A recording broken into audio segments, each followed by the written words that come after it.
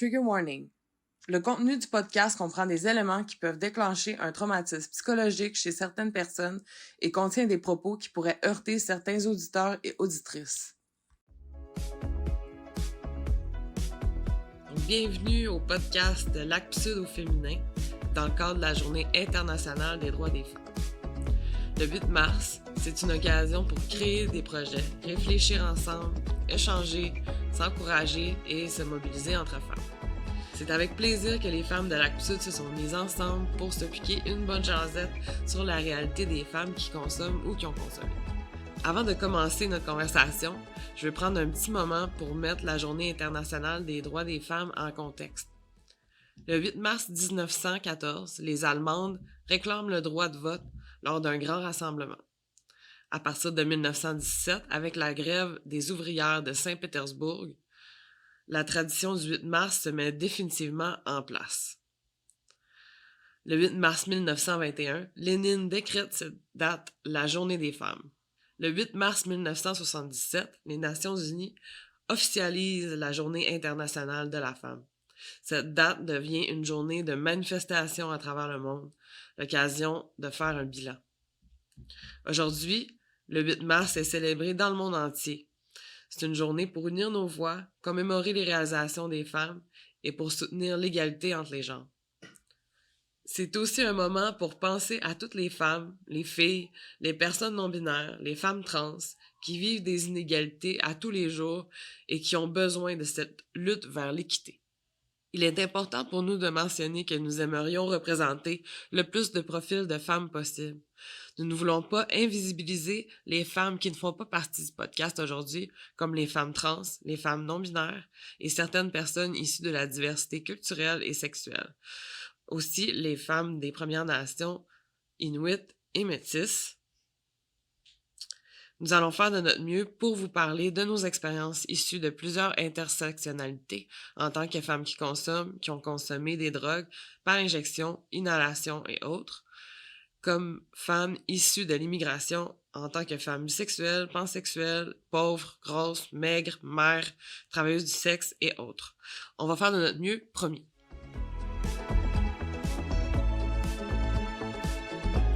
Donc, on va se présenter. Je vais commencer. Je m'appelle Mélodie. Je suis organisatrice communautaire à l'Acte Sud. Ça fait un bon moment que je travaille ici. Et puis, ça fait 13 ans que je suis dans le communautaire. Et je suis une personne avec un vécu, un savoir expérientiel, pardon. Bon, ben, je peux y aller. Salut, moi c'est Sacha. Je suis nouvellement employée à l'Acte Sud. Super reconnaissante et contente d'être avec ces femmes aujourd'hui et de pouvoir travailler avec elles aussi. Je suis tout nouvellement, c'est ça, chargée des communications. Fait que je suis super contente d'être là avec vous. Merci. Allô, moi c'est Christine. C'est aussi, ça fait pas très longtemps que je travaille à l'Acte Sud, mais ça fait plusieurs années que je suis en réduction des méfaits. Moi, j'ai un savoir expérientiel de travailleuse du sexe. J'aimerais aussi peut-être présenter un petit peu plus en profondeur l'Acte Sud, qui on est, qu'est-ce qu'on fait, puis pourquoi c'est pertinent de parler, de prendre la parole pour le 8 mars. L'Acte Sud, on est l'Association québécoise pour la promotion de la santé des personnes utilisatrices de drogue. Donc, on est vraiment un organisme qui fait de la défense de droits pour, par et avec le fameux journal L'Injecteur, qu'on est particulièrement fiers, avec toute la gang d'artistes qui font des textes puis des œuvres d'art là-dedans. Pourquoi on prend la parole pour la journée du 8 mars? C'est parce que quand on regarde qui consomme puis qui sont les personnes qui sont encore les plus marginalisées par les lois qui criminalisent la consommation, c'est les personnes issues de la diversité de genre, de la diversité sexuelle, des communautés LGBTQIA2S+. Donc, c'est pour ça qu'on prend la parole aujourd'hui. Merci, Christine. Donc, on va commencer les questions. On va commencer avec des questions générales et ensuite, on va y aller avec des questions qui sont un peu plus particulières aux personnes qui sont ici avec nous aujourd'hui. Ma première question porte sur le 8 mars. Pour le 8 mars 2024, le collectif 8 mars, qui est formé de plusieurs groupes comme la FFQ, Fédération des femmes du Québec, la CSN, la FTQ, la FAE et plus, nous propose un thème et plusieurs activités d'ailleurs au Québec à chaque année. Cette année, le thème, c'est « Ça gronde ». Puis voici un petit descriptif en profondeur du thème. Ça gronde en dedans, ça gronde en dehors, ça gronde partout. Partout les inégalités. Partout les violences, partout les crises. Crise climatique, crise du logement, crise de nos services publics, crise de confiance en nos systèmes défaillants, dépassés, à bout de souffle. Nous aussi, on est à bout, en colère, on a peur des fois. C'est vrai, notre feu pourrait s'éteindre, anéanti par nos peines et nos pleurs. Mais non, il s'attise, il grandit, il se nourrit des luttes des unes et des autres, s'alimente de l'indignation des autres. Ça gronde, ça bouillonne et ça fulmine. Ça explosera. Ça explose déjà de ce feu qui peut soigner, qui peut se solidariser, de ce feu qui peut tout changer. Donc, c'est quoi votre avis sur le thème? Est-ce que ça vous parle, le thème « Ça gronde » ? Oui, vraiment beaucoup. Comme femme, en fait, je trouve que la colère n'est pas toujours quelque chose qui est le bienvenu parce si on exprime cette colère-là, qu'on l'assume, on est vu comme plus hystérique ou control freak donc de laisser place à cette colère-là pour la journée du 8 mars, comme femme, pour moi, ça fait vraiment beaucoup de sens. Puis ça la légitimise aussi, cette façon de l'exprimer. Définitivement, merci. Je crois que c'est très bien dit. Je pense que ça reflète beaucoup de choses qu'on vit en ce moment, puis tu l'as bien lu.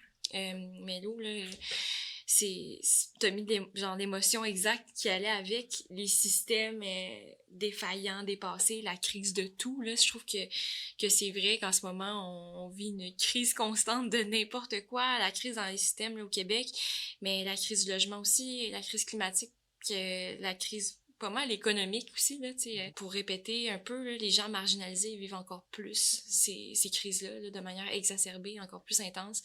Fait que je pense que on est un peu tanné de tout, tout le monde, puis c'est important d'en parler, puis d'essayer de faire quelque chose pour. Définitivement, je pense que les femmes vivent un ras-le-bol si on pense aux violences conjugales qui ont augmenté, qui se sont exacerbées pendant la pandémie et qui continuent. Si on regarde les chiffres, ça fait peur en fait. Puis je pense que ça peut juste nous mettre en colère. Donc ça gronde, ça fit et ça fit avec plusieurs des situations que vous avez nommées.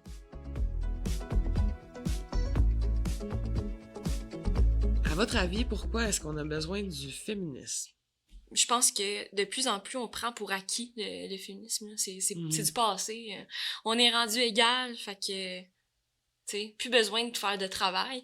Mais en fait, je pense que c'est quand on relâche, tu sais, puis ça nous permet d'oublier un peu ce qui se passe tout autour. Tu sais, tu parlais des violences conjugales qui augmentent. On parle de toutes ces crises-là. Ben, on a besoin du féminisme comme jamais. Puis je pense que, tu sais, il y a aussi une montée de la droite, fait que c'est important de nous protéger entre nous, puis c'est ça, on a toujours besoin du féminisme, même plus que jamais en ce moment. Yes, merci. Ben moi, si j'ai envie de parler de mon expérience de petite fille aussi, puis que je revois des choses qui se reproduisent dans la façon qu'on élève les enfants. Tu sais, les petits gars, c'est dans le bleu avec le camion, les petites filles, c'est les poupées. Tu sais, on est encore beaucoup comme ça. Puis pour moi, c'est fondamental, en fait, comment est-ce qu'on éduque les enfants aux différences de genre qui vont après ça impacter toute la vie. Puis tant que c'est là, pour moi, ce sera jamais réglé, tu sais. Merci. Personnellement, j'ai quelques exemples. Je me rappelle quand je restais au coin de Chambly puis Sainte-Catherine, qui est un coin qui a énormément de femmes travailleuses du sexe. J'attendais l'autobus à chaque matin pour venir travailler à l'injecteur. Puis il y avait tellement de monde, tu sais, qui s'arrêtaient pour me demander mes services. Je leur disais non, ils m'envoyaient chier. Ils passaient, ils me criaient des noms. Combien de fois que j'ai marché sur Sainte-Catherine, puis qu'il y a un auto qui s'est arrêté, puis que les gars, ils sortent. sais, après que t'aies dit non, ils sont comme « Ah ouais, viens-t'en, on va se faire du fun. Je me suis fait suivre. Il y a des gars qui m'ont regardé puis qui se crossaient. Tu sais, mettons, j'avais un couteau dans ma poche puis je l'avais tout le temps dans ma main quand je marchais parce que j'avais peur, tu sais. Puis je pense que ça, c'est une expérience qui n'est pas juste propre aux femmes, mais qui arrive énormément aux femmes. Puis je pense vraiment qu'on a besoin du féminisme à cause des situations comme ça. Aussi, quand on parle d'équité, on peut parler d'équité salariale.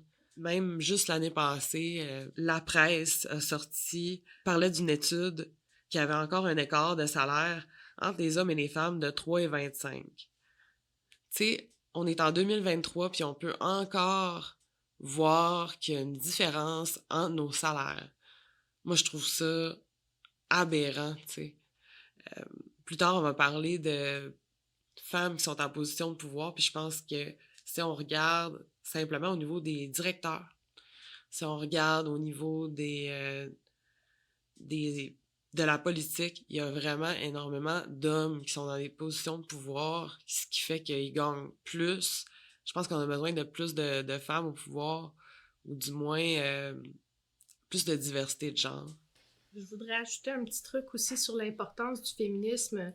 Tu sais, on parle beaucoup des différences de genre dans le féminisme, mais aujourd'hui, le féminisme, c'est plus juste ça. Tu sais, on parle vraiment d'intersection, des oppressions, puis on questionne l'ensemble des rapports de pouvoir, que ce soit les pouvoirs racistes, les pouvoirs colonialistes, les pouvoirs capitalistes.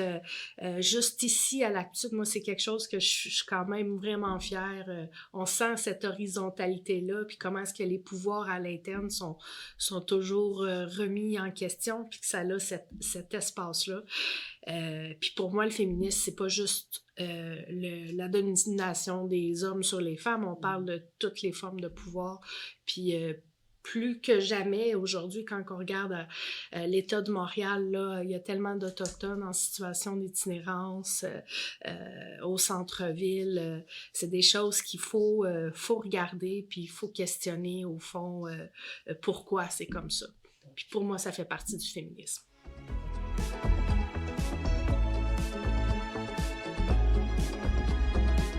Qu'est-ce qui différencie la consommation au féminin ou queer?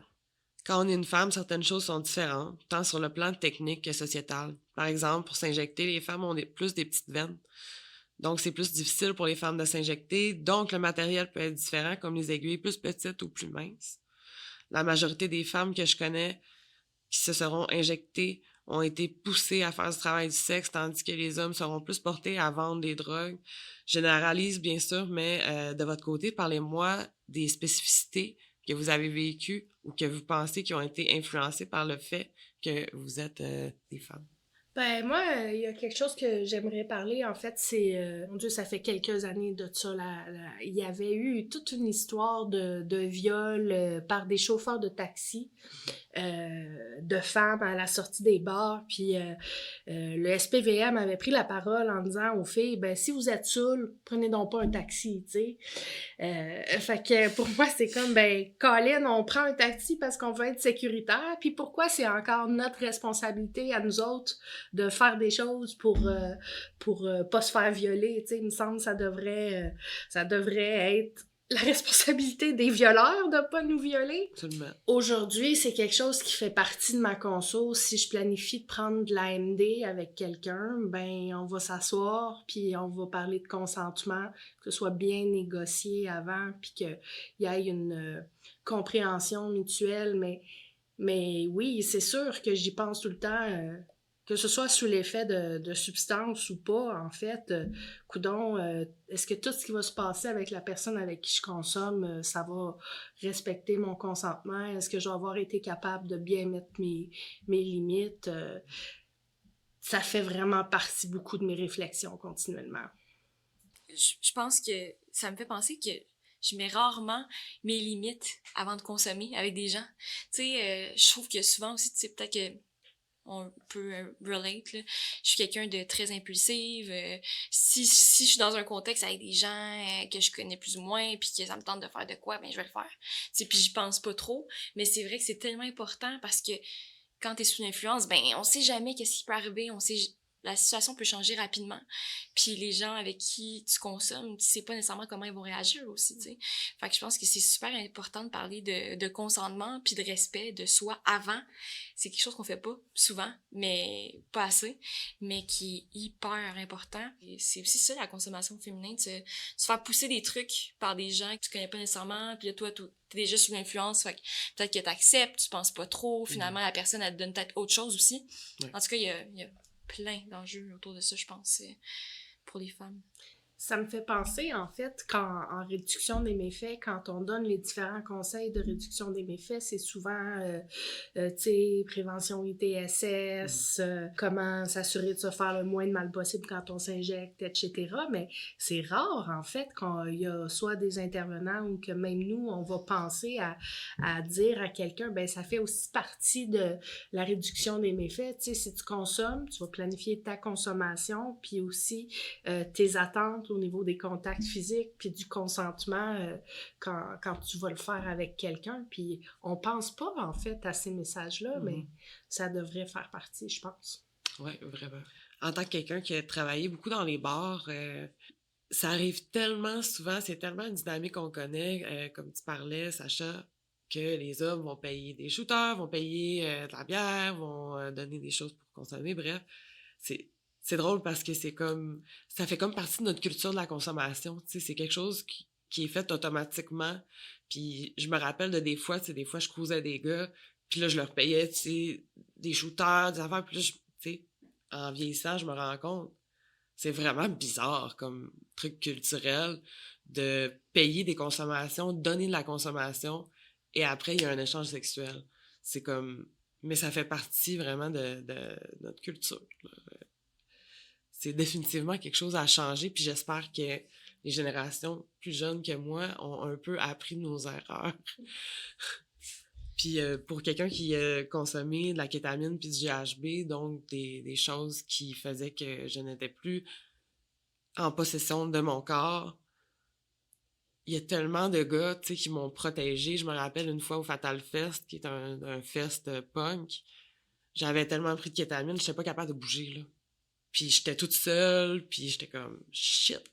Si quelqu'un me pogne là, je suis faite, là. » Mais il y a un de mes amis de gars qui est venu s'asseoir à côté de moi pendant genre 45 minutes, puis il a attendu que je finisse mon keyhole, puis que je me lève, puis que je sois capable de faire mes affaires. Mais une chance que j'ai des bons amis, puis tu sais, finalement, j'ai embarqué dans la voiture à un de mes amis, puis il est venu me porter chez nous. Puis tout s'est bien passé. Mais je connais tellement de personnes pour qui ça s'est moins bien passé. Quand j'ai commencé à sortir avec un gars, j'ai commencé à faire des expériences avec différents donneurs, dont le GHB. Je voulais pas trop embarquer sur les opiacés, donc j'essayais de faire du GHB à la place. Puis on était justement, tu sais, je commençais à sortir avec, puis tout ça. Si ça avait été un gars tout croche, puis qui avait voulu me violer, il aurait tellement pu, tu sais. Combien de fois qu'il m'a amené dans sa chambre, me coucher dans le lit, puis j'étais juste genre, passe de fuck out, genre sur le GHB, puis genre, il a juste pris soin de moi, puis il m'a donné de l'eau, puis le lendemain matin, tout était beau, tu sais. Mais il y a tellement de monde pour qui c'est pas ça, tu sais, c'est pas comme ça que ça se passe, puis je trouve ça plate que dans ma vie, j'ai eu besoin de tellement d'hommes ou tellement d'amis, filles pour me protéger, puis d'avoir besoin d'avoir soit un chum à côté de moi ou quelqu'un pour se dire non, je suis pas available, tu sais. Ça aussi, c'est une chose que, tu sais, mettons, quand je me promenais dans les rues de Paris, ben quand j'étais toute seule, il y avait du monde qui me suivait jusque dans le dep. Puis il fallait qu'un gars, il dise « Hey, arrête de la suivre. » À partir de maintenant, quand je vais à Paris, ben je me promène avec un gars, tu sais. Puis là, tout se passe bien. Je pense que, tu sais, sans vouloir mettre trop d'emphase là-dessus, mais c'est quand même important de souligner puis de remercier les alliés, les gens qui sont tout le temps prêts à apprendre, à être vraiment respectueux. Tu sais, c'est même pas, c'est plate qu'on doit vraiment souligner ça. En même temps, c'est vrai que c'est des gens qui nous aident tellement puis qui permettent, tu sais, il en faut plus des gens de même. Ce serait le fun qu'on n'ait pas besoin Tu sais, qu'on puisse se dire, Chris, je peux me péter à la face, être complètement saoul, puis pas obligé de demander à quelqu'un, hey, tu peux-tu être là pour être sûr que je me fasse pas pogner le cul ou pogner les boules dans un coin de rue. En tout cas, ça, tu posais la question tantôt, pourquoi est-ce qu'on a encore besoin du féminisme? Ben, c'est aussi ça, tu sais. Ouais. Si je consomme, ben, ça me prend un allié, ça a l'air, tu sais, parce que c'est ça. Fait que merci à nos alliés. Cool.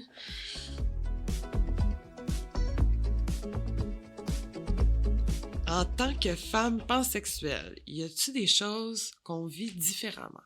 Personnellement, je pense que mon éducation sexuelle a eu un gros impact sur ma vie. Tu sais, quand j'étais jeune, j'étais comme « Ah, ben, je suis attirée par les hommes, fait que je me pose pas de questions. Je trouve les femmes belles aussi, mais si je suis attirée par les hommes, je suis nécessairement hétérosexuelle, tu sais. Puis c'est con, mais mettons, tu vas sur un site de rencontre puis t'es une femme.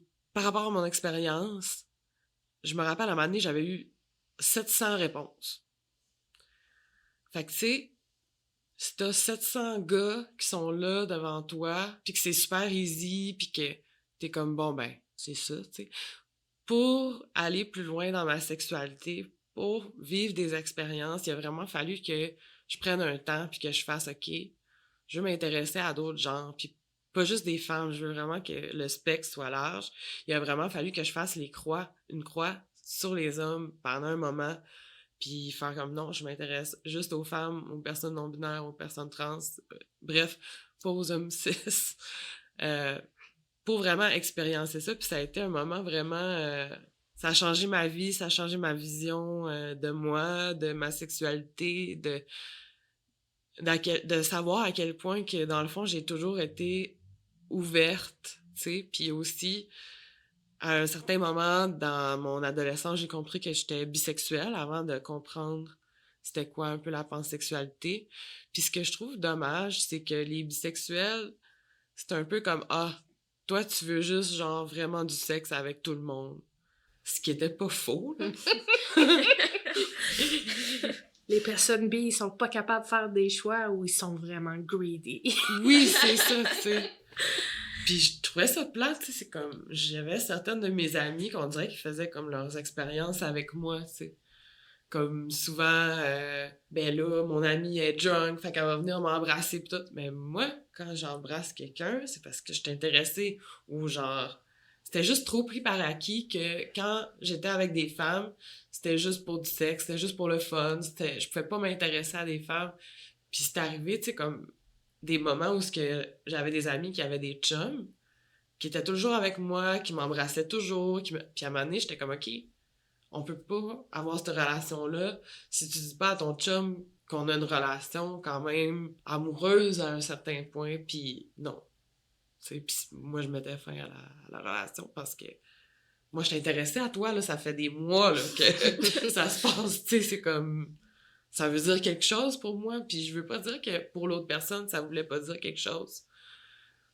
Mais moi, ça me faisait de la peine, on dirait, d'être comme l'expérience de la personne, tu sais. Puis je pense que plus le temps passe pour cette personne-là, probablement qu'elle va découvrir ou qu'il va découvrir des choses sur sa sexualité, tu sais. Mais c'est ça. Pour le moment, tu sais, moi, j'étais juste comme, bon, ben, on peut frencher puis on peut baiser, mais...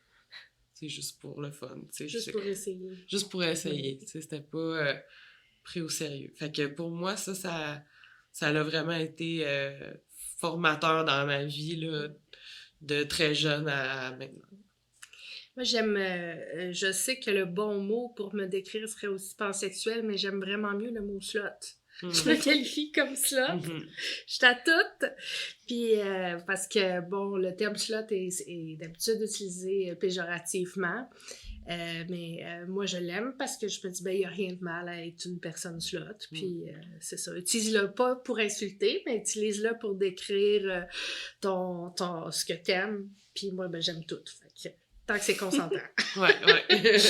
Puis moi, j'ai participé à des orgies dans des milieux qui se voulaient vraiment queer, ouverts sur les différentes orientations sexuelles, puis identités sexuelles.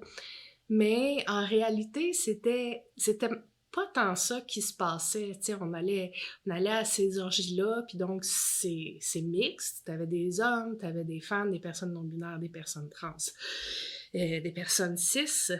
Puis quand tu vois qui échangeait avec qui, c'est comme si les femmes ou les femmes cis, les femmes trans, c'était plus facile entre eux autres de faire des trucs face à tout le monde, puis elles le font, puis elles se faisaient vraiment beaucoup regarder. Puis les hommes, eux autres, dans ces milieux-là, on dirait qu'ils osaient moins. Tu sais, je sais qu'il y a des milieux gays, là, Arsa, où il y a beaucoup de... ces échanges-là sont out there, mais on dirait que dès que t'as des hommes et des femmes, les femmes ensemble, OK, gars ensemble, c'est vraiment exceptionnel. Fait que... bon, on dirait que c'est pour le meilleur et pour le pire, dans le sens où c'est quand même le fun que des femmes lesbiennes puissent plus facilement se sentir moins pognées pour faire des trucs alors qu'il y a des gens autour. Mais en même temps, s'entend que voir deux femmes lesbiennes quand t'es un gars 6-7 à un événement comme ça, ben ça te turn on, tu sais, tandis que le préjugé homophobe est quand même présent, puis tu vas peut-être vraiment vite passer ton chemin. Disons qu'il y a personne qui va dire ouvertement qu'ils sont homophobes, mais clairement, il y avait quelque chose au niveau des biais homophobes inconscients qui se passaient dans ces événements-là. Même si on se dit vraiment ouvert, puis clairement, c'est pas ce qui se passait dans ces moments-là. On passait un peu sous silence, ça c'est sexy, deux femmes qui s'embrassent, puis deux gars, par exemple, et ça marche pas. Mais qu'est-ce que ça veut dire, ça, sur nous? Pourtant, je dois dire que je me rappelle, un de ces événements, c'était très, très rare, puis j'en ai pas vu souvent, des moments gays, en fait, entre deux gars dans ces événements-là qui étaient assez overall hétéro. Les moments gays, il y avait un paquet de filles qui se ramassaient autour, dans le sens qu'il y a de quoi qui turn on aussi à voir deux gars, mais il y en avait peu qui osaient aller voir... Je pense qu'il y a définitivement une pression de la société aussi, tu sais. Tout ce qu'on a dit est vrai, mais tu sais, je pense à de mes amis. Pendant un bout, j'étais vraiment persuadée que tout le monde était dans le spectre un peu de la pansexualité. Finalement, tout le monde a leur sexualité. Mais je me rappelle de des conversations, tu sais, avec des gars, des skins de gauche, que j'étais comme « Hey! » Ta gueule, là, si telle personne voudrait sucer à la graine, le gars, là, tu dirais non. Puis que finalement, on parlait, puis que genre, OK, ouais, finalement, je pense que, tu sais, je serais down. Mais ça prend tellement comme un travail pour aller vers cette ouverture-là. Tandis que moi, toute ma vie, oui, il y avait une certaine honte, puis tout ça, je viens du Saguenay, j'en ai pas vu souvent des lesbiennes quand j'étais jeune, et si oui, c'était vraiment un type particulier, puis il fallait que tu rentres dans ce type-là. Mais je pense, bref, que les hommes vraiment vivent ça, donc c'est un truc à déconstruire, non seulement dans nos relations, mais c'est vraiment sociétal, et ça part ça aussi de la jeunesse et de l'éducation, pour en revenir à ce qu'on disait là, par rapport à l'éducation quand on est jeune. Puis je pense qu'on serait surpris, tu sais, à quel point les gens seraient ouverts si on avait moins de jugement, malheureusement. Même nous, tu sais, on en a, on le fait pas par exprès, puis c'est comme internalisé, tu sais, même si on travaille là-dessus. C'est ça, je pense que c'est un travail à faire.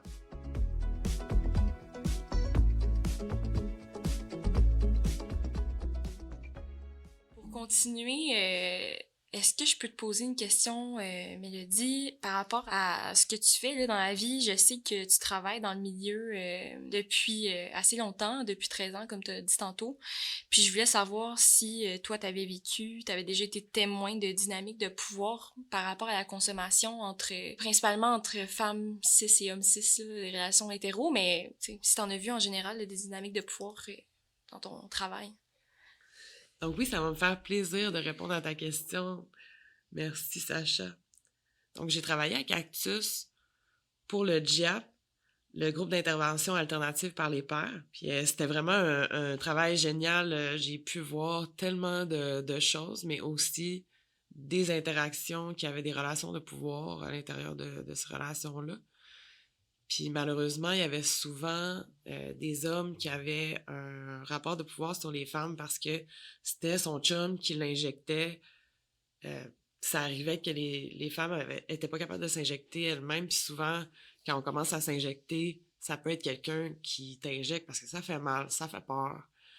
Puis quand il y a quelqu'un qui connaît bien ça à côté de toi, ça peut être plus facile, tu sais, de demander à quelqu'un de te le faire. Puis c'est ça, tu sais, ça créait une relation de pouvoir. Tant que je voyais, genre, beaucoup de femmes qui faisaient le travail du sexe, le gars, il disait « Bon, là, c'est le temps que tu ailles travailler, va falloir qu'on ait notre dose, nanana. » La fille allait travailler, puis là, c'est lui qui injecte la femme, donc c'est lui qui décide un peu des doses, c'est lui qui décide le moment, parce que toi, ben, t'es pas capable de le faire tout par toi-même. Fait que ça créait vraiment des dynamiques qu'au fil du temps, tu sais, je pense pas que c'est aussi simple que le gars, il voulait avoir du pouvoir sur sa blonde. Non, je pense que ça commence en OK, la personne n'est pas capable de s'injecter. Davantage, les femmes, on a des petites veines, on a plus de gras dans les bras. Les gars, leurs veines, ils sortent, ils pop, sont huge. Pas nous autres. Pas tout le temps. En tout cas, il y en a que oui, mais personnellement, en tout cas, moi, ils sont quasiment pas visibles, là, tu sais. Puis, c'est ça, tu sais, je pense qu'avec le temps, ces choses-là s'installaient, tu sais. Nécessairement, lui était habitué, était comme, ben, c'est moi qui t'injecte, tu sais, c'est un job aussi, fait que toi aussi, t'as un job à faire, d'aller faire de l'argent. Puis ça créait, ça allait jusqu'à être violent, là, comme relation, malheureusement. Puis on voyait beaucoup de femmes malheureuses de ça, là, au final, là. Puis, en tout cas, juste vous dire, si jamais vous voulez apprendre à vous injecter, tout ça, il y a des gens qui peuvent vous aider dans les centres d'injection supervisés, puis même les personnes qui s'injectent depuis des années, demandez-leur des questions. Les infirmiers aussi sont là pour vous aider. Ils peuvent localiser des veines pour vous. Maganez-vous pas les bras sans avoir eu recours à de l'aide. Ça l'aide vraiment, vraiment beaucoup de savoir comment faire, d'avoir ton garrot.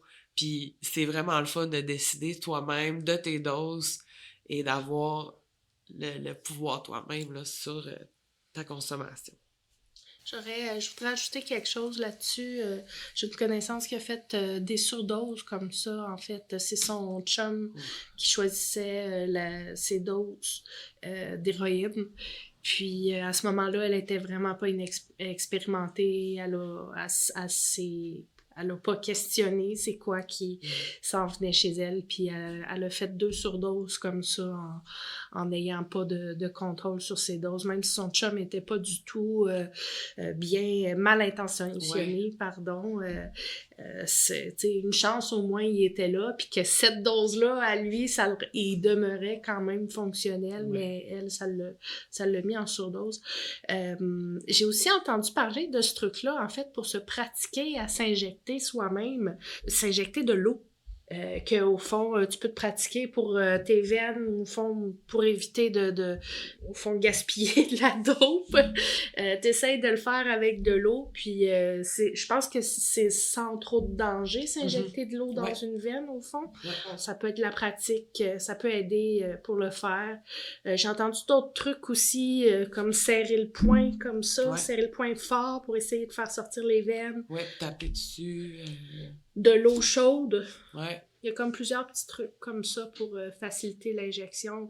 Puis l'Actud a fait vraiment un super outil qui s'appelle le point levé. Je sais que ça fait quand même un bout de temps, là, mais ça parle de l'injection au féminin. Mm-hmm.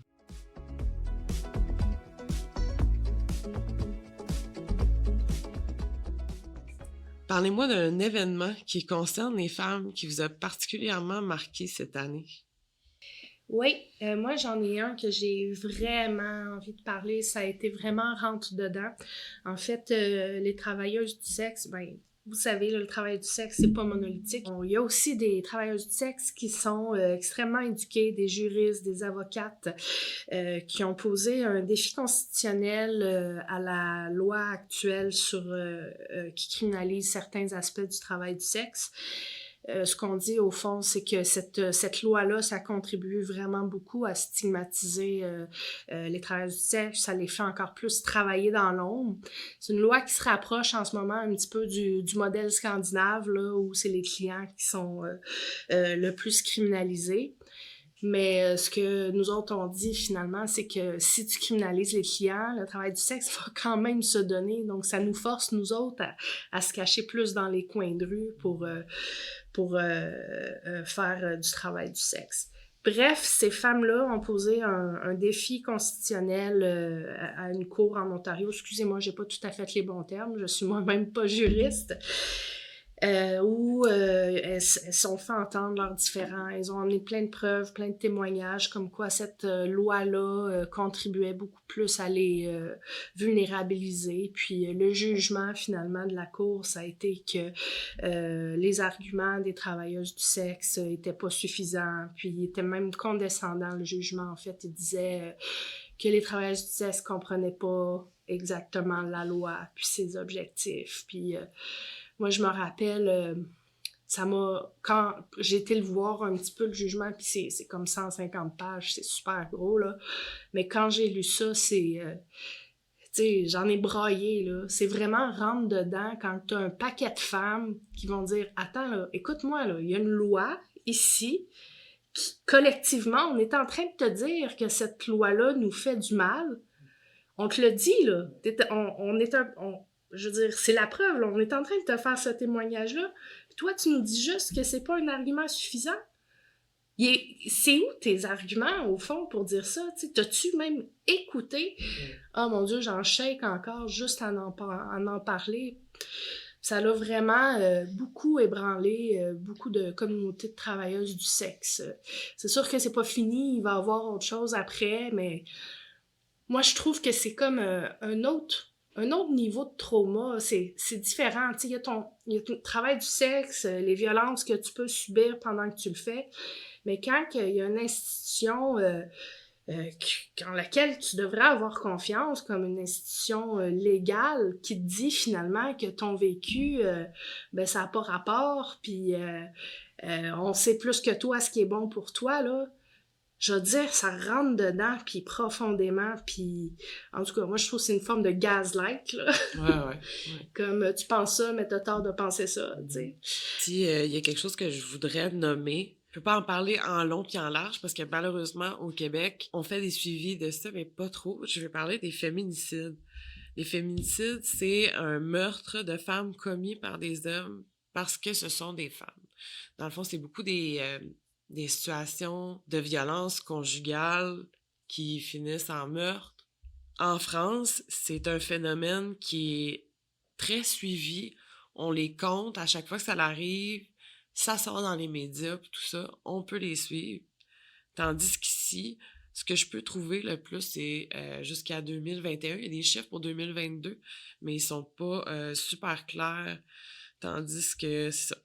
Le Québec a publié le Conseil du statut de la femme de 2018 à 2021. Si on pense à 2021, il y a 184 femmes et filles qui ont été tuées par des hommes.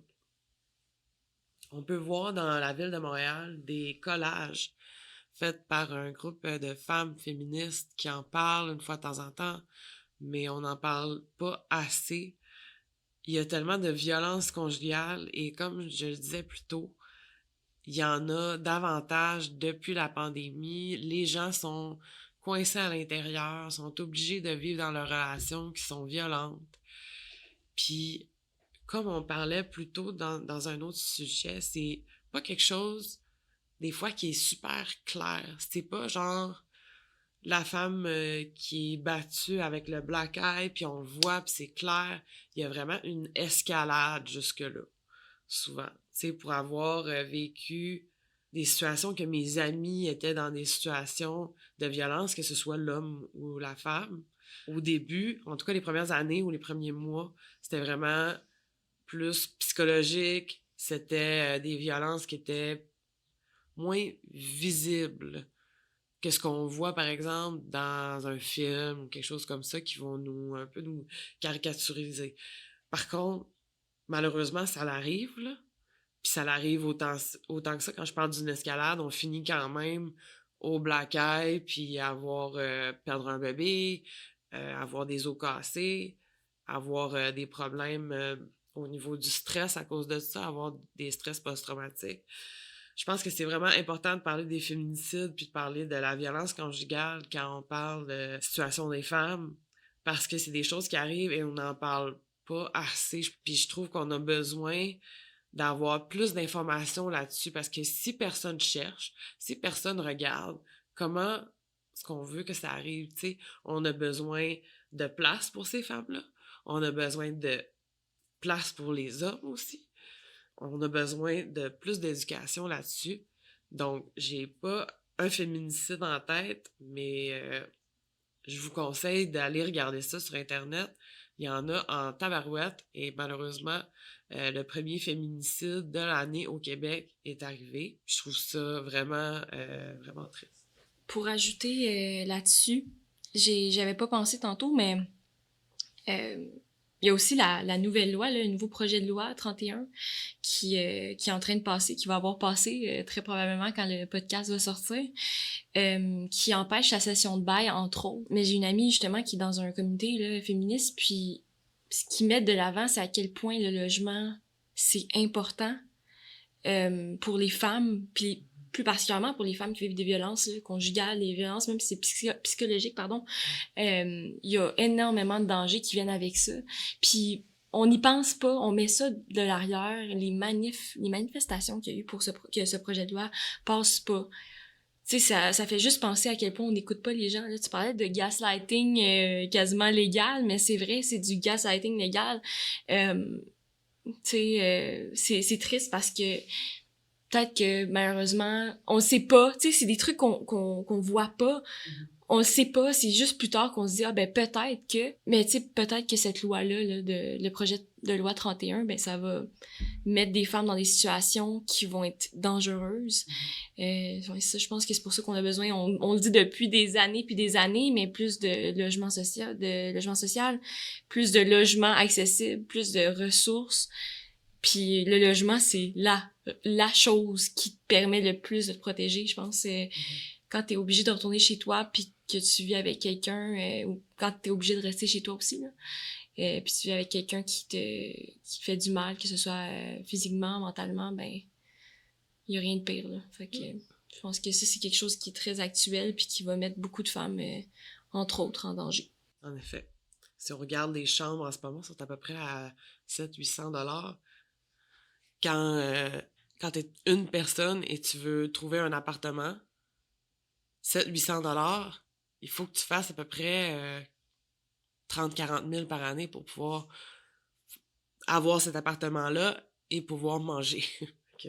C'est vraiment pas évident. T'sais, on se pose pas trop la question de pourquoi tu retournerais avec la personne qui est abusive, là.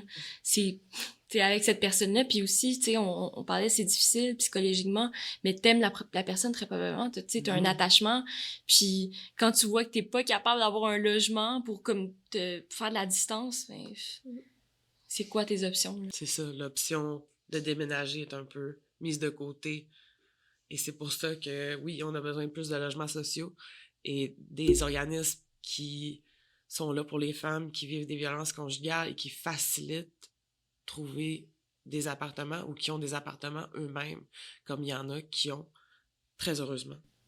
Moi, ça me sidère complètement, en fait, les situations de violence conjugale.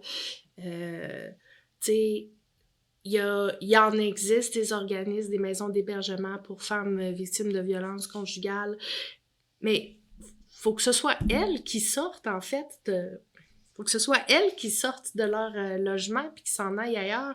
Faut que ce soit elles qui déstabilisent leur routine.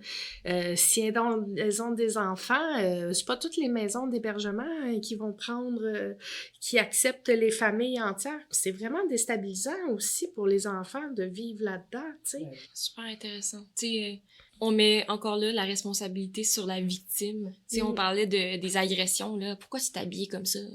Pourquoi tu devrais pas consommer? C'est toi qui l'as cherché. Mais encore là, c'est la victime qui doit prendre la responsabilité. Puis quand t'as une famille, comme t'as dit, c'est presque impossible, tu sais. Tu penses aux autres avant toi.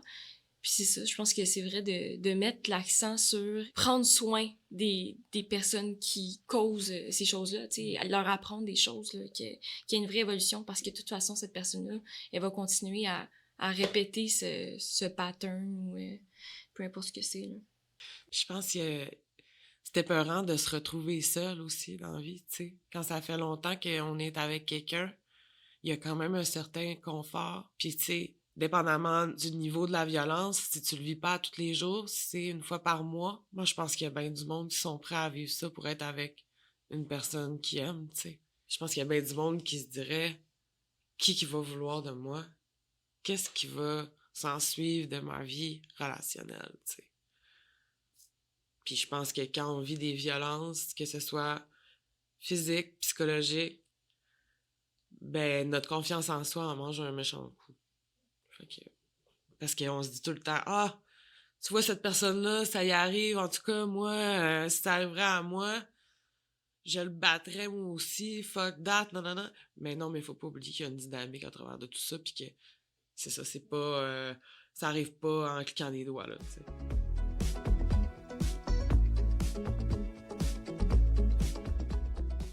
Ressentez-vous une pression de la société de faire certaines choses ou certaines tâches?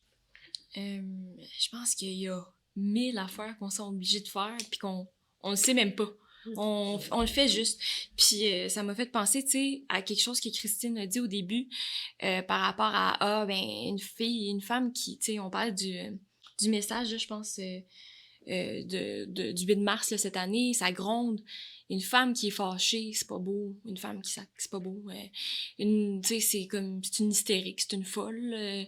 On a tous ces mots-là pour décrire les femmes. Fait que, tu sais, ça montre déjà que être fine, là, être gentille, c'est un prérequis. Il faut que tu sois fine. Quand t'es une femme, il faut que tu sois gentille avec tout le monde. Il faut tout le temps que t'aies le grand sourire. Il faut que ça soit une bonne journée quasiment tous les jours. Puis tu sais, autre chose aussi, je pense que quand on est jeune, on se met beaucoup de...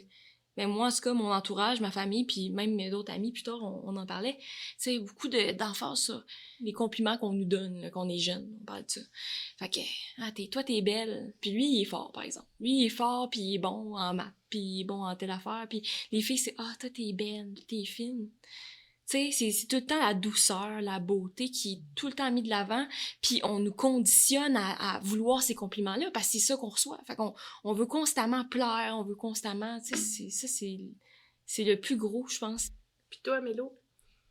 J'ai grandi dans une famille portugaise. Ben, ma mère est portugaise. Mon père est québécois. Puis ma mère, elle a été élevée... Le samedi, on fait du ménage, puis ma grand-mère, elle faisait la bouffe, elle faisait le ménage, tu sais. Il y avait vraiment une répartition des tâches qui était hommes et femmes. Puis, tu sais, ma mère, elle veut que je m'occupe de mon chum, que je fasse bien à manger, que je sois belle quand il arrive de travailler. Tout ça dans la bienveillance de... Elle veut que mon chum soit heureux, elle veut que je sois heureuse parce que je l'aime, donc être avec lui. Fait que pour moi, c'est difficile de pas me mettre la pression de... Mettons, si mon chum est fatigué, ben là, faut que je fasse à manger, faut que je... Tu sais, c'est des choses que je me mets moi-même, de la pression, que je dois absolument faire, comme me préparer le matin, il faut que je sois belle, il faut que je... Puis là, je vois mon chum, il se lève, il est full beau, il est tout correct. Il s'est pas arrangé les cheveux, il s'est pas mis du maquillage pendant 1 heure. Tu sais, comme, j'ai trouve tellement chanceux des fois. Moi, je me trouve belle quand je mets du maquillage, tu sais, parce que je suis habituée à ça, puis que c'est quelque chose qui est conditionné un peu chez nous, tu sais. Ça fait partie de la routine d'une femme que de se maquiller, tu sais, c'est vraiment genré, puis mais j'adore ça, le maquillage, j'en ai pour des centaines et des centaines de dollars chez nous, tu sais, c'est un côté aussi artistique de moi, mais des fois, j'ai l'impression que les gens s'arrêtent aussi aux cultures, tu sais.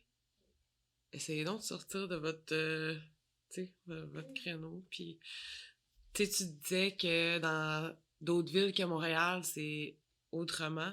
J'ai grandi au Saguenay, puis je pense que j'ai vu ça une fois là-bas, une femme avec des poils, puis j'étais comme...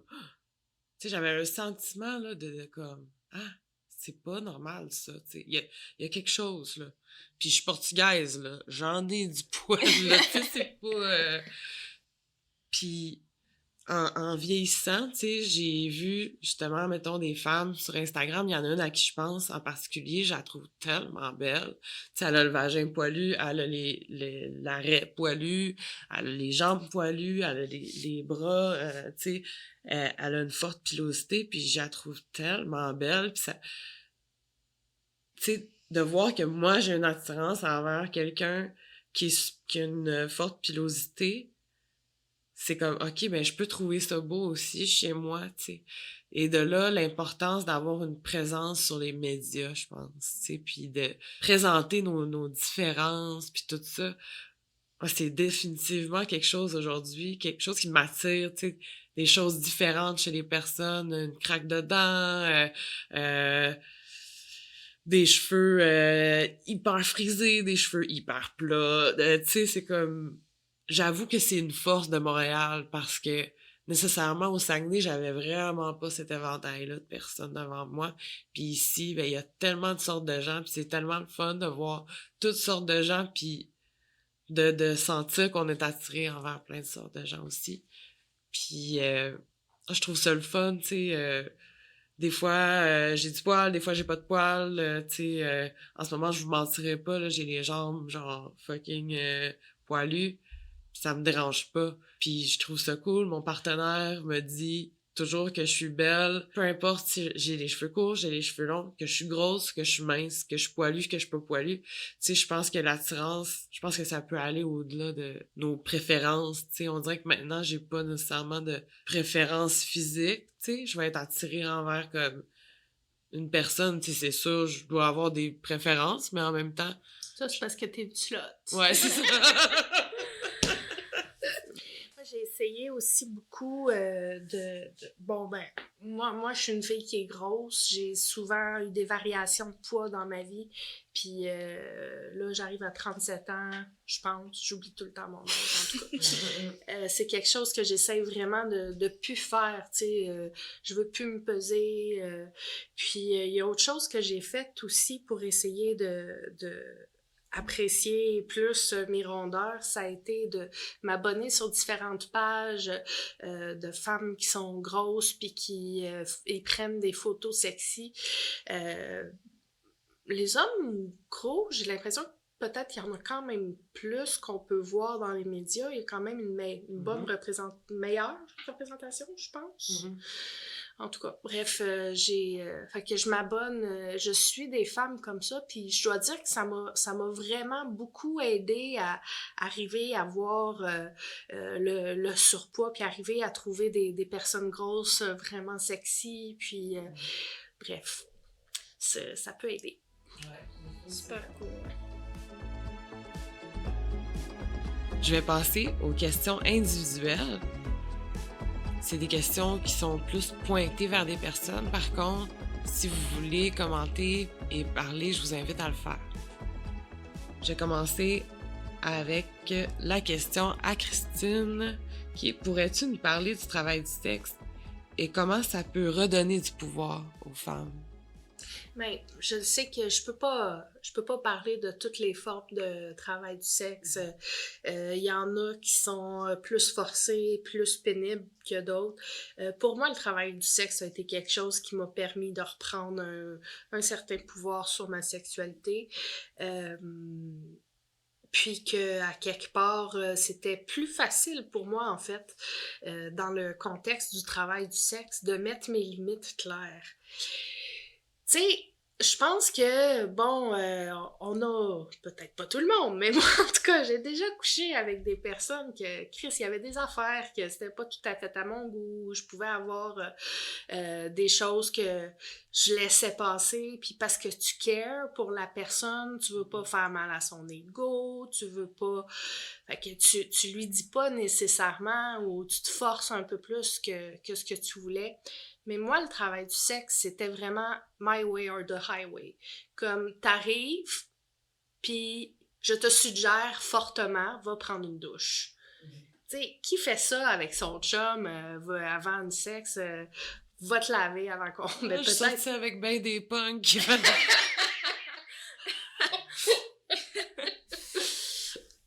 Puis pour moi, c'était toutes les limites, puis le comment ça allait se passer, c'était expliqué avant.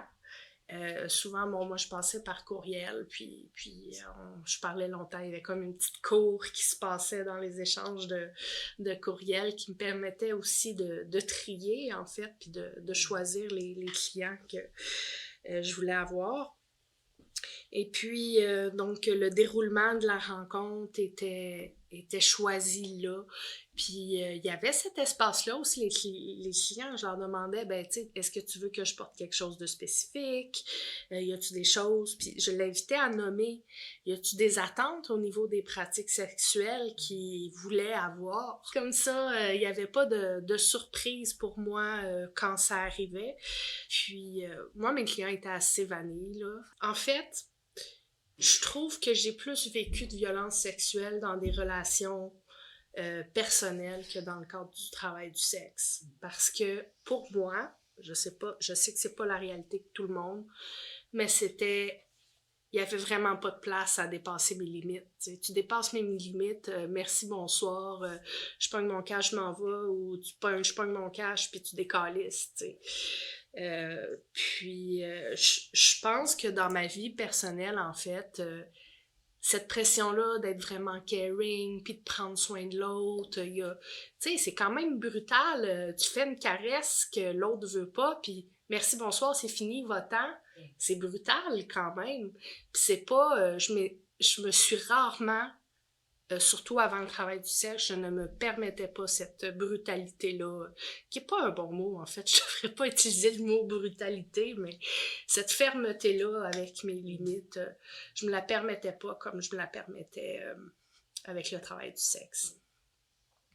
Pour avoir travaillé dans des bars de danseuses en tant que serveuse, j'ai toujours senti... Comme par exemple, quand je restais au Saguenay, tu sais, comme le monde traitait les femmes d'agace, vous êtes des manipulatrices, ci, ça. Puis je faisais attention de pas me servir de mon genre pour ensorceler les hommes. Tu sais, visiblement, tu sais, j'avais vraiment une éducation... c'est plus comme ça que je pense aujourd'hui, dans le fond. Puis quand j'ai commencé à travailler dans les bars de danseuses, je me suis vraiment laissée aller, puis je me suis dit, là, je peux charmer. Ma job, c'est ça. Je peux me servir de ma sexualité, je peux me servir de moi, là, tu sais, pour faire de l'argent. Les gars sont là en connaissance de cause. Je peux vraiment y aller à 100%, puis ça m'a tellement mis dans une situation de pouvoir, tu sais, ça m'a tellement comme... C'était vraiment spécial, en tout cas, comme... J'ai comme grandi un peu, là, à travers de ça, puis dans ma sexualité aussi, puis, tu sais, de me rendre compte que j'avais un certain pouvoir, là, comme j'ai vraiment gagné de la confiance dans ces moments-là, puis just saying, c'est vraiment le fun. Moi, j'ai jamais fait de travail de sexe, fait que je vous écoute, puis j'apprends beaucoup de choses, mais le consentement, c'est vrai que on en parle de plus en plus, mais quand t'es avec des gens que t'aimes, t'apprécies, tu veux leur plaire, c'est difficile d'être comme, ah, ben moi, je veux pas ça, puis d'avoir des lignes droites, des trucs droits. Ça, si tu dépasses ça, c'est fini. C'est plus fluide, sinon on n'est pas sûr, puis là, c'est plus facile de se faire, tu sais, ça peut. J'imagine qu'il y a encore là des situations où dans le travail du sexe, c'est difficile d'avoir un consentement total, là. Mais dans ton cas, je trouvais ça vraiment intéressant, puis je suis comme, j'ai le goût de l'appliquer plus dans ma vie, tu sais, d'avoir quasiment vraiment un moment où on est comme, ok, ben, qu'est-ce qui est correct, puis qu'est-ce qui est pas correct, t'sais. Définitivement.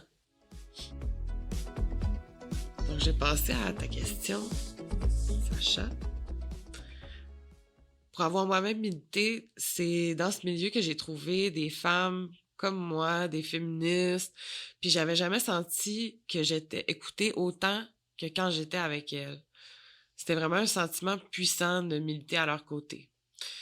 C'est là où j'ai vécu mes premières rencontres juste entre femmes. Je pensais pas que j'en avais besoin jusqu'à temps que je le vive. Notre groupe a instauré le respect des femmes dans notre milieu militant. C'était vraiment un sentiment puissant, je le répète. Enfin, j'avais l'impression d'être écoutée à ma juste valeur. De ton côté, qu'est-ce qui souligne le militantisme chez les femmes? J'aimerais comparer le militantisme féministe et le militantisme en général. Là. C'est sûr que je vais parler peut-être plus de la gauche parce que c'est ce qui me concerne. Mais on parlait de justement les hommes qui savent maintenant de plus en plus leurs privilèges, qui savent dans la situation de pouvoir dans laquelle ils se trouvent. Par contre, on continue à avoir parfois des rôles peut-être un peu moins importants sans même s'en rendre compte. C'est juste qu'on nous met dans cette position-là. Tu sais, les rôles de leadership sont pris par les hommes majoritairement. Puis c'est pas parce que, tu sais, c'est pas que personne fait exprès, c'est juste qu'on nous positionne là-dedans, on nous conditionne à être des femmes puis à être des hommes. Puis je parlais de ça aussi tantôt. C'est une femme, les qualités on va regarder chez elle, c'est elle organise bien les choses, elle écrit bien, elle est gentille, elle est douce, elle va pouvoir faire de quoi avec ça, tu sais. Puis un gars, ben c'est le leadership, avoir des idées nouvelles, faire des trucs comme ça. Puis je pense que en ayant eu la chance de militer avec des femmes seulement, dans des groupes où il y avait que des femmes, par exemple, ou juste quand t'es dans un espace avec juste des femmes, tu te sens tellement... C'est ça, c'est pas qu'avant je me sentais pas bien ou je me sentais pas incluse, on m'a inclus, on m'a permis de faire des choses, puis j'ai appris énormément. Mais quand je suis dans des groupes seulement avec des femmes, je me sens juste prête à faire un peu tout. On me laisse parler, on me laisse faire des choses nouvelles, on me laisse être créative, on me laisse être leader, tu sais, on me permet, on m'encourage d'une manière différente. Puis, juste pour apporter ça aussi, tu sais, je trouvais ça super intéressant parce qu'une personne avec qui j'ai travaillé, qui m'a appris tellement de choses sur le militantisme, puis ses valeurs à elle, qui m'a appris trop de choses. J'adore cette personne-là. Puis elle m'a aussi appris, entre autres, la menuiserie un petit peu. Fait que faire des petits trucs de manière manuelle, du militantisme, accrocher des trucs, mais super haut, des grosses pancartes, tu sais, des... C'était la première fois, premièrement, que j'utilisais mon corps de cette façon-là, puis que je chantais que j'étais forte, pour de vrai, parce qu'il y avait pas d'homme à côté qui était comme « je vais prendre ta place, puis je vais le faire à ta place ». C'était juste nous. Fait que je le faisais, puis je me sentais bien, puis j'étais comme « ah ben, j'avais jamais fait avant. On m'avait jamais donné ce rôle-là. Mais vu que c'est juste moi puis elle, on le fait, puis on le fait bien. » Puis d'avoir cette place-là, pour vrai, ça a changé un peu ma perception de mes aptitudes, ce que je pouvais faire. Puis ça a ouvert des portes, là. Je le fais plus tant, mais tu sais, je me sentirais prête à le refaire, puis je serais excitée de le faire parce que, je sais pas, ça m'a permis vraiment de faire des choses nouvelles que je pensais pas, qu'on m'a jamais laissé l'opportunité de faire avant. Fait que je pense que c'est ça la différence dans des groupes seulement de femmes, c'est que, en fait, on a la place de faire tout, d'essayer de faire des choses qu'on nous donne pas d'habitude.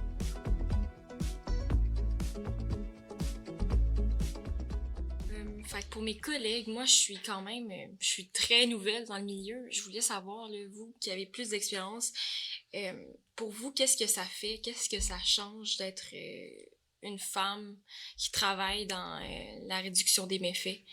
Toi, par exemple, Christine? Ben, moi, j'ai envie de parler du vécu de travailleuse du sexe en réduction des méfaits.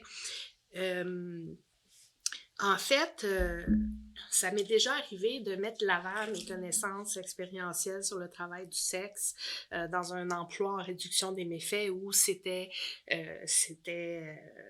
vraiment, ils voulaient ça. Mais aussi, à côté, j'ai été travailleuse du sexe, mais j'ai aussi des diplômes qui sont tous écrits sur mon CV. Mais bon, dans mon entrevue, évidemment, je mets plus l'aspect là-dessus parce que c'est pas nécessairement, c'est pas très commun de mettre tes emplois de travail du sexe sur ton CV, tu sais, fait que tu le mets dans j'en parlais dans mon entrevue.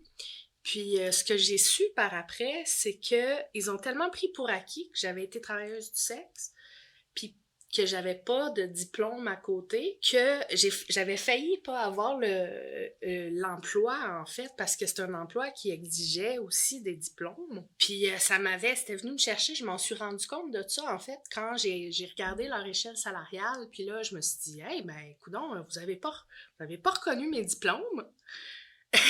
Puis là, ils disent, ben, c'est parce que t'en as pas. Je dis, ben, regarde, c'est sur mon CV.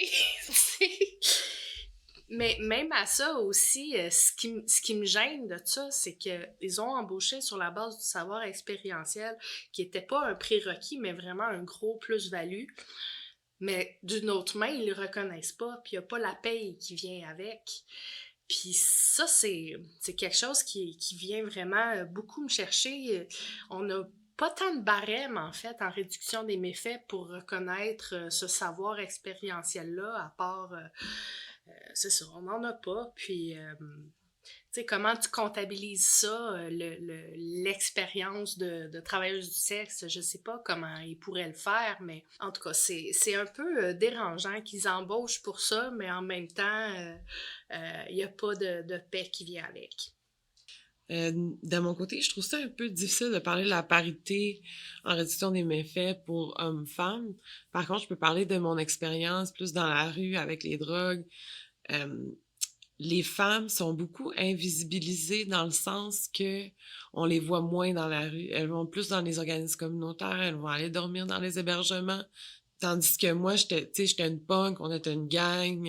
Mettons, quand j'étais à Toronto, ben, on allait dans des squats, on trouvait des endroits, puis on allait là, hommes, femmes, whatever.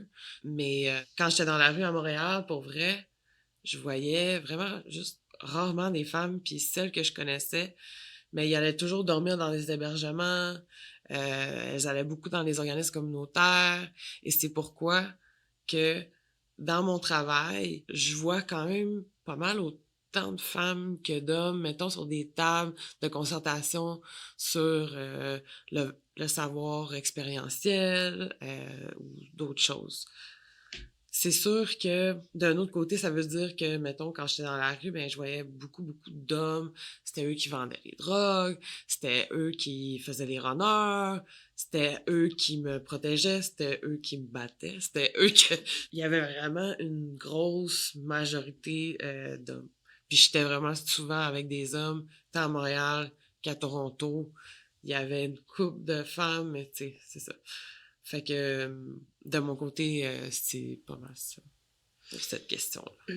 Je me demandais, en fait, relié à cette question-là, l'expérience d'être femme en réduction des méfaits, mais aussi être une femme dans la rue. Tu en as parlé un peu, l'itinérance au féminin. Mais je me demande, c'est quoi votre perception d'une femme qui aurait vraiment une place un peu plus de leadership dans la rue, par exemple, une femme qui vend de la drogue? Ce serait quoi les enjeux qu'elle pourrait rencontrer, vous pensez? Ben, je me rappelle, j'allais consommer avec une madame qui, elle, avait des prescriptions. Elle était plus âgée. C'était vraiment nice, tu sais, d'avoir une relation avec une autre femme. On se shootait pis tout, pis elle vendait, puis bref, on s'aidait, puis tout ça. Puis moi, ben, je l'aidais à s'injecter. Je connaissais plus le côté rue. Quand il y avait des gars qui arrivaient pour acheter de la dope, ben, il la toguait moins, tu sais. Parce qu'elle se faisait toguer pour ces choses, puis c'était comme « Hey, j'ai un steak, tu veux-tu me donner tes pilules? » Ah ouais, hey, tu vas-tu le manger, le steak? Non, ben, fuck off. Fais comme n'importe qui, puis vends tes choses, ça vaut cher, puis le monde en a besoin, il y a une demande, là, puis tout ça. Aussi, quand t'arrivais avec des opiacés à Berry, ça courait, là. Ça courait vers toi, là. Fait que c'est super intense, tu sais, quand t'es une femme, tu te sens en danger. Puis, mettons, tu te promènes avec 2 grammes d'héros sur toi, tu t'en vas dans la rue, t'en vends, le monde, ils le savent. C'est quand même dangereux, là, tu sais. Moi, je connais une fille, elle s'est fait battre, elle s'est fait faire les poches, tu sais, des enfants de même, c'est comme plutôt facile quand tu t'attaques à une femme seule. Puis, mettons, à Berry, t'as comme des gangs de gars qui vendent, puis tout ça, puis t'es dans un milieu qui est super intense et violent. Tu sais, je me rappelle des soirs à Berry que je passais la nuit, finalement, je faisais le Berry Shuffle. Je trouvais pas ce que je voulais. Fait que je restais toute la nuit. Il y avait du monde qui se courait après avec des avec des couteaux puis des affaires. Je sais que maintenant, c'est pire, puis tu sais, il y a beaucoup de gars dans la rue, tout ça. Moi, j'ai pas vu ce côté-là, mais j'ai vu le côté plutôt rural et agressif, plus coup de poing, puis couteau, là. Puis, ben c'est ça, les femmes étaient pas épargnées non plus. Puis, il faut que tu fasses attention à ce que tu vends, puis si tu vends chez toi quand t'es une femme, ben j'ai l'impression que le monde s'en permet plus. Tu sais, je me rappelle, j'étais chez une dealer à un moment donné, puis le gars, il a pris du produit, puis il a commencé à en faire, tu sais. J'étais comme, qu'est-ce que tu fais là? Il y a personne qui fait ça, là. Genre, tu sais, la fille, elle a su se défendre, tout ça, puis ça a été clair après, tu sais. Mais c'est comme, je sais pas, là, il y a des places que je suis déjà allée que ça aurait juste pas passé, puis la personne aurait pas pu revenir, là, tu sais. J'ai l'impression que t'es moins pris au sérieux aussi. C'est comme, oh, un gars qui vend, t'as un gros statut. Mais une fille qui vend, c'est comme, ah, tu fais ça sur le site, tu sais. Mais en fait, tu brasses 1000$ par jour d'héros ou des choses de même. C'est pas pire. Tu sais, oui, c'est ça, c'est super dangereux être dealer à la base, je pense. Mais en plus d'être une femme, ben, il y a comme tellement plus de vulnérabilités qui sont exacerbées. Faire voler l'argent, justement, faire voler tout ce que t'as, faire violer, te faire agresser, c'est tellement plus facile. Puis les gens prennent, c'est vrai que les gens prennent juste pas au sérieux. Je pense que c'est une situation de leadership comme ça. Les gens ils se disent que tu sais, t'es pas sérieux alors qu'en réalité, ben, tu gères une business, ouais, tu sais. Puis même d'avancer un peu dans le milieu, là, je pense, ça doit être extrêmement difficile. J'avais vu un genre de reportage là-dessus qui était super intéressant. Puis la fille expliquait que elle avait vendu, puis qu'elle avait comme monté les échelons tranquillement. Puis c'est à ce moment-là que c'est devenu encore plus dangereux pour elle parce que les gens la prenaient tellement pas au sérieux quand c'était le temps de, tu sais, parce que si par exemple tu vends pour donner à d'autres qui vont revendre, tu sais, ça dépend de l'échelon où t'es rendu, mais les gens, si tu deals avec des dealers, on va te prendre encore moins au sérieux, tu sais. En tout cas, je pense qu'il y a tellement de degrés, c'est juste difficile de monter dans ce milieu-là, puis ça, j'imagine que c'est pour ça qu'il y en a pas beaucoup, des femmes dealers. C'est assez difficile. Définitivement. Ben, je veux vous dire merci. Je pense que ça prend énormément de courage en tant que femme, encore, je veux dire encore en tant que femme, de sortir et de dire ces choses-là. On se fait souvent critiquer, je pense, quand on fait ces choses-là. Mais je pense qu'on a aussi beaucoup de respect d'un autre côté et ça peut faire du reflet aux gens avec qui on travaille, les gens qu'on aime, les gens qu'on aime moins. C'est important, je pense, de prendre ce temps-là davantage dans le cadre de la Journée internationale des droits des femmes. Donc, je vous remercie d'avoir pris ce temps-là et ce courage-là.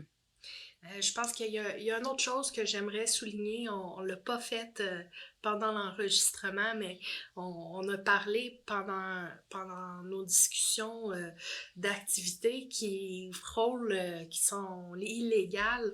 Puis on a eu la conversation entre nous, tu sais, qu'est-ce qu'on peut dire, comment on le dit. Puis, je pense qu'il y a peu de milieux féministes qu'il faut qu'ils se posent ces questions-là, à savoir, est-ce que je vais dire des choses qui vont faire que je peux avoir la police chez nous? Puis, ça fesse quand même de se dire que ce qu'on peut parler, qu'on vit comme femme dans nos réalités, nous autres, on peut avoir peur que la police se pointe chez nous, tu sais. Fait que on l'a pas fait au micro, mais je voulais juste ouvrir là-dessus que c'est quelque chose qui nous traverse l'esprit. Moi, c'est quelque chose, ce podcast-là, autant je suis contente des discussions qu'on a eues, je vais pas mettre ça sur mon mur Facebook. Tu sais, je voudrais pas que grand-maman entende tout ce que j'ai fait. Ouais. Comprenable, je vais probablement faire la même chose. Ouais, je pense pas non plus partager ça. Mais ouais, je trouve que c'était des conversations importantes parce que justement, tu dis la peur de la police, je pense qu'on n'a pas trop dit de trucs incriminants, là. Mais je pense que c'est des choses qui méritent d'être discutées. Tu sais, on parle de la visibilité puis l'importance de voir des différences, c'est par exemple corporelles, physiques, sexuelles, à quel point ça ouvre des portes, ça ouvre des portes à qui on est, à qui on veut être. Puis encore là, je pense que ça, c'est un truc on parle pas assez de ça, évidemment, puis il faut en parler, parce que quand t'entends du monde qui vit des réalités similaires à toi, puis t'as envie de commenter, puis toi aussi t'es comme « Ah ben oui, puis moi, j'ai vécu ça, ça ouvre des portes qu'on a besoin d'ouvrir plus grand. » Fait que je suis contente qu'on en parle aujourd'hui. Merci à vous. Puis samedi, on a parlé un peu d'intersectionnalité, pas nécessairement avec ces mots-là, mais il y a une oppression que je trouve que on vient juste de nommer, justement, puis qu'elle n'a pas de nom, cette oppression-là. Je parle de la stigmatisation qui est vécue par les personnes qui consomment des drogues. Les travailleurs du sexe, on en a trouvé un nom pour parler de ça, c'est la putophobie. C'est un mot que j'adore parce que pute, au fond, c'est généralement utilisé pour insulter. Puis là, les travailleurs du sexe, elles ont décidé qu'elles utilisaient ce mot-là pour décrire les oppressions puis la stigmatisation qu'elles vivaient. Puis je trouve que en ce qui concerne la consommation de substances, on n'a pas de mots pour en parler. Puis ce serait le fun qu'on en trouve un. Ouais. Vraiment. Il y en a qui proposent junkie-phobie. Je sais pas ce que vous en pensez. Ouais. C'est pas pire pantoute. C'est vrai que c'est important de mettre des mots sur les choses, tu sais, comme quand on est jeune puis on vit de quoi pour la première fois, par exemple du racisme, là, ou on vit, je sais pas, du sexisme, justement. Puis pour la première fois, on dit « Ah, t'as vécu ça, c'est pas bon, tu sais, de se l'apprendre en nous. » Puis de comprendre que, oui, tu consommes, mais t'as pas besoin de te faire insulter pour ça, t'as pas besoin de te faire sentir comme... On n'a pas besoin de te faire sentir coupable pour ça, tu sais, tu peux vivre ta vie, puis c'est un truc, comme tu parlais d'intersectionnalité, c'est un truc qui s'ajoute, là, tu sais, des gens qui vivent des situations d'itinérance, qui font partie de la diversité sexuelle, qui sont racisés, qui font partie de minorités culturelles, les personnes autochtones, entre autres, ces gens-là vivent encore plus d'oppression, vivent encore plus de difficultés parce qu'ils consomment. Puis c'est important de mettre de l'avant que c'est quelque chose qui aggrave les situations, puis la vision que les autres ont d'être consommateurs, tu sais. Ouais. J'aimerais aussi dire que moi, je pense que c'est encore aujourd'hui une des oppressions des plus violentes, parce qu'il y a encore la loi aujourd'hui rajoute à cette oppression-là. Ouais.